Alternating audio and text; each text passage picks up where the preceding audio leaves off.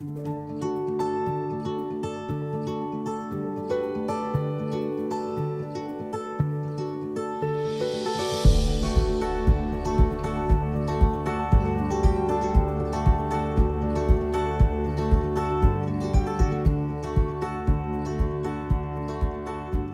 vient développer ici un programme en 3 phases d'environ 40 000 m² de surface de plancher, destiné particulièrement à la construction de logements. En l'occurrence, nous on s'intéresse aujourd'hui à la phase 1 et 2 de la ZEC de l'Ancre de Lune, qui représente environ 460 logements. On a un objectif de construction de logements sociaux qui est particulièrement important, de l'ordre de 40% de notre production totale de logements. L'important pour nous était de travailler sur la qualité du projet, c'est-à-dire qu'aujourd'hui à Trillport, les opérations d'habitat social sont parmi les plus beaux logements de la ville. Ce sont des logements récents, avec des normes récentes et sur lesquelles on a essayé de travailler sur des qualités, on va dire, d'habitat. Un écoquartier, c'est pas un laboratoire. Un écoquartier, c'est fait pour que des familles s'y installent, s'épanouissent le mieux possible.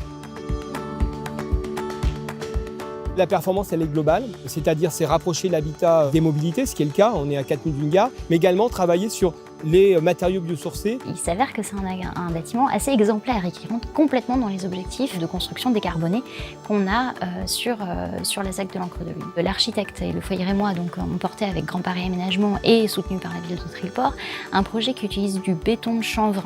Alors le béton de chanvre, en fait on est sur le mot béton qui écorche les oreilles de certains. La définition du dictionnaire, un béton, c'est un mélange constitué d'un gros granulat et d'un liant. Le béton de chanvre est un matériau composite qui associe donc de la chêne-vote avec de la chaux.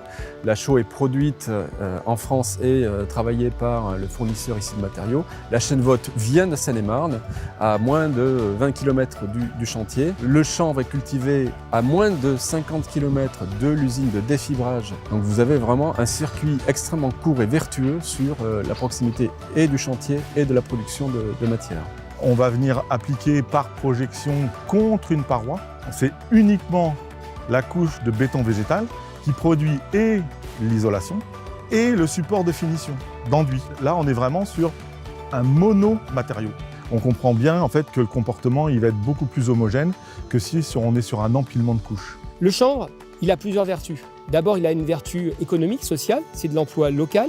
C'est une reconversion agricole importante et qualitative, moins de phyto. Donc on voit bien qu'aujourd'hui, on peut à la fois faire de l'habitat qui réconcilie l'agriculture avec l'environnement et qui produit un habitat de meilleure qualité. Notre objectif, c'est d'intégrer dans chacun des bâtiments au moins 18 kg de matériaux biosourcés par mètre carré de surface de plancher construite, sachant que le foyer rémois sur le lot B1 de la ZEC, lui, atteint 36 kg par mètre carré de surface de plancher. L'économie circulaire, c'est pas un slogan, c'est pas une promesse, il faut que ce soit un acte concret dès aujourd'hui.